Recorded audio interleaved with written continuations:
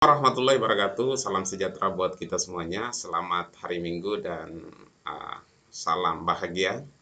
Hari ini saya akan memberikan satu pandangan di mana dalam konteks politik nasional memang ada banyak tokoh-tokoh nasional yang sedang giat untuk mencari elektabilitas dan popularitas di mata masyarakat. Tentu berbagai macam cara mereka melakukan manuver politik dengan melakukan tatap muka langsung, dengan mengunjungi pemukiman masyarakat, dengan melakukan pertemuan seminar, atau dengan membuat isu-isu yang bisa mendongkrak nama mereka dan lain sebagainya. Banyak strategi yang bisa mereka lakukan, bahkan mereka bisa menyewa lembaga survei untuk mendongkrak popularitas mereka dan elektabilitas mereka. Ini ada isu di mana AHY akan melakukan duet dengan Erlangga, tapi itu hanya isu. Apakah itu akan terrealisasi? Ya, kan masih jauh. 2024 itu masih jauh untuk menentukan pilihannya. Tapi memang pelaksanaannya 2024 dalam proses penjaringannya 2023. Ini 2021, jadi ya kurang lebih sekitar 2 tahun mereka melakukan manuver-manuver politik untuk melihat seberapa kuat mereka di mata masyarakat. Ada berbagai macam cara yang mereka gunakan. Salah satunya adalah dengan duet tadi, gitu. Dengan duet mencari orang yang bisa berpotensi untuk menjadi 01 presiden dan bisa menjadi wakil presiden. Tentu ini ada banyak pertimbangan dari para tokoh politik dalam hal menempatkan seseorang. Ia bisa karena sukunya, bisa karena suku atau daerahnya misalnya, gitu. Karena ya bisa jadi itu masalah popularitas itu bisa pada kedekatan daerahnya, gitu. Misalnya daerah Jawa, misalnya jumlah penduduknya jauh lebih besar, gitu. Tentu kalau menempatkan capresnya orang Jawa, pasti di situ akan ada pertimbangan-pertimbangan popularitas dan elektabilitasnya. Ya, jadi mereka akan menghitung secara kuantitas maupun secara kualitas kapasitas dari calon itu sendiri, gitu. Tapi kemudian apakah itu Jawa dan di luar Jawa itu menjadi indikator atau parameter tunggal? Saya kira tidak bisa, enggak. Karena faktor agama juga bisa, gitu. Tapi di sini potensi terjadinya isu sara memang akan besar kalau katakanlah pendekatannya itu adalah pendekatan sara, misalnya pendekatan agama, pendekatan antar golongan, pendekatan suku atau etnis, gitu.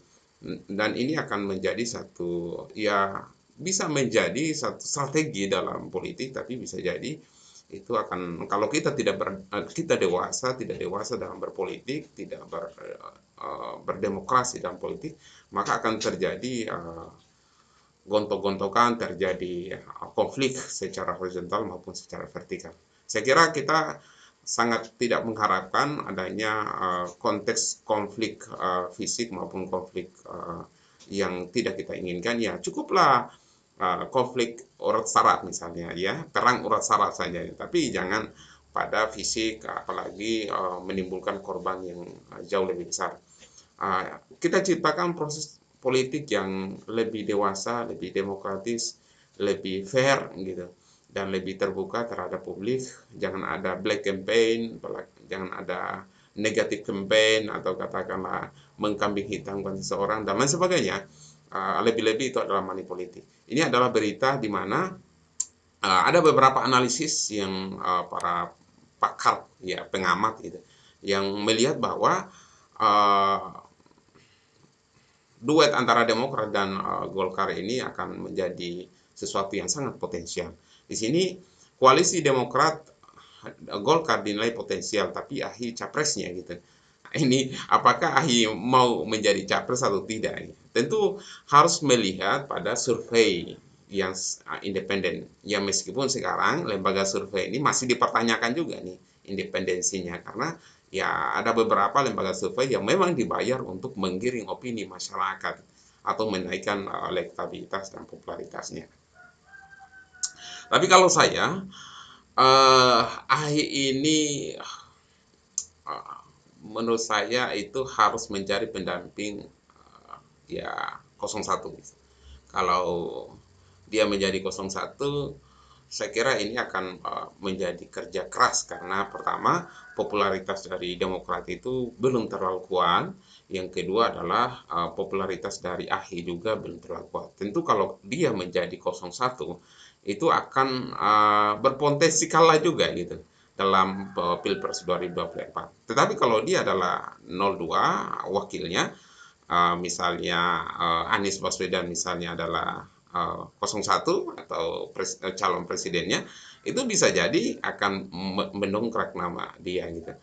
Uh, Memang ada isu-isu di mana Prabowo itu akan mencalonkan diri di tahun 2024 ya, berpasangan katanya dengan Puan Maharani. Tetapi Ganjar Pranowo di sini ya, sementara Ganjar Pranowo itu adalah secara survei itu beberapa lembaga survei menjagokan beliau dalam hal elektabilitas dan popularitas. Tetapi di sini ada, saya melihat bahwa ada upaya mengkancing mengkancing paksa Ganjar Pranowo untuk tidak masuk dalam bursa politik. Ya, lagi-lagi semuanya akan kembali kepada publik karena yang akan melakukan penilaian, yang akan memilih itu adalah publik gitu, bukan partai politik. Partai politik di sini sebagai alat, sebagai sarana, sebagai pintu ya, atau sebagai kapal gitu yang untuk menampung orang-orang yang punya potensi untuk disenangi oleh masyarakat. Tentu dengan prestasi, dengan rekam jejaknya dia, ya, bukan pada upaya menggiring sesuatu pada konteks agama kemudian menjatuhkan. Saya kira ini kita tidak akan terlalu banyak dewasa kalau kita menggiring pada konteks agama, meskipun memang ya orang kita tidak bisa lari dari hal itu gitu ya. Uh, Hanya yang kita harapkan bahwa dia punya rekam jejak yang baik gitu, tidak tercela secara hukum. Kemudian dia pernah menjabat menjadi ketua-ketua lembaga yang mempunyai prestasi di bidangnya pastinya. Kemungkinan Partai Demokrat berkoalisi dengan Golkar di Pilpres 2024 dinilai sangat terbuka. Tapi untuk konfigurasi pasangannya, Ketua Umum Demokrat Agus Harimurti Yudhoyono diyakini akan lego jika hanya menjadi cawapres dari Erlangga Hartarto gitu.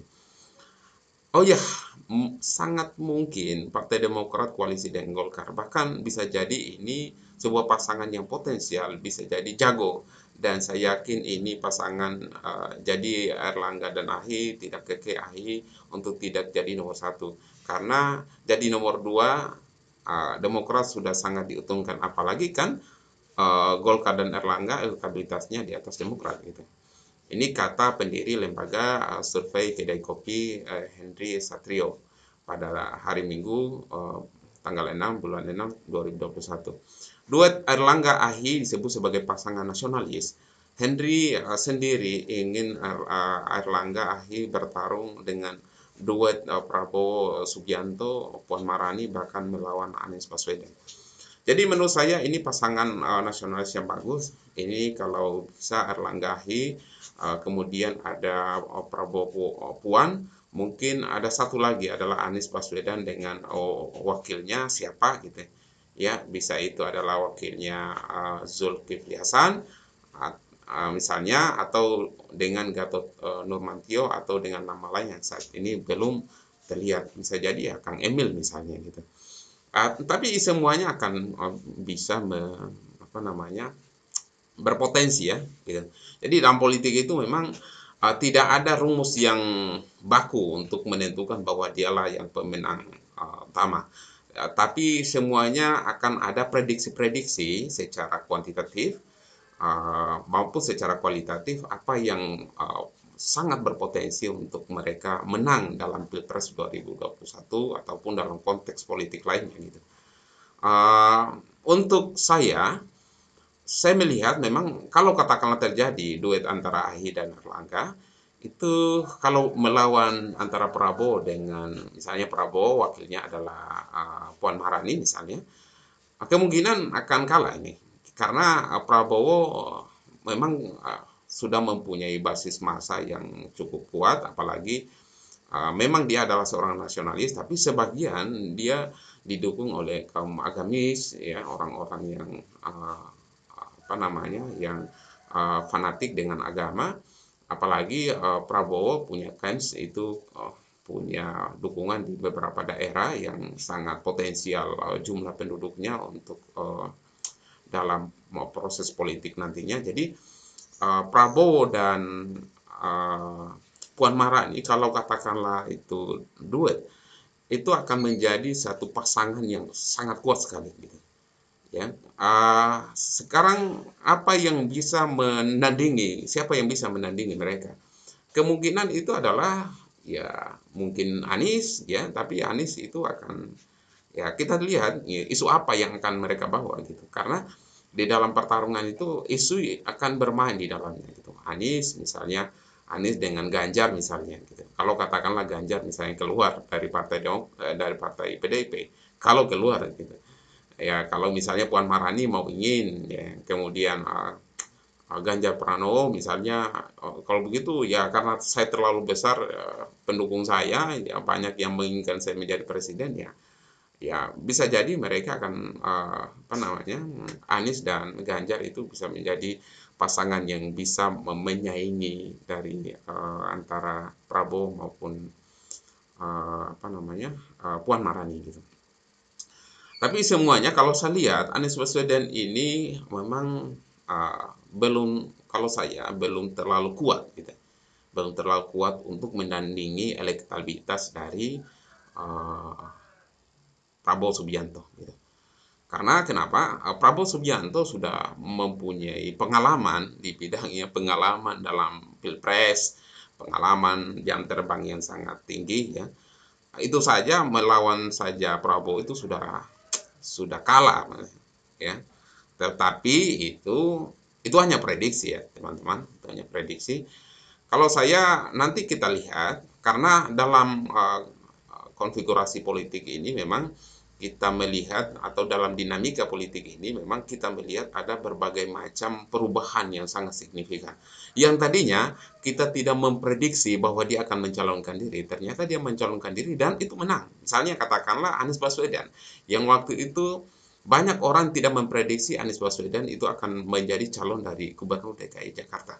Tetapi di detik-detik terakhir Anies Baswedan itu muncul sebagai sosok yang sangat ditokohkan gitu. Dan itu dipoles oleh partai politik pendukungnya, oleh para apa namanya agamis dan pendukung nasionalis lainnya itu sehingga Anies Baswedan itu berpotensi menang apalagi dengan adanya isu-isu Al-Maida dulu ya itu sangat diuntungkan ya terlepas dari bahwa uh, itu tidak ada hubungannya dengan politik ya terlepas dari situ tapi dalam konteks politik itu sangat berpengaruh sekali pada konteks politik pastinya.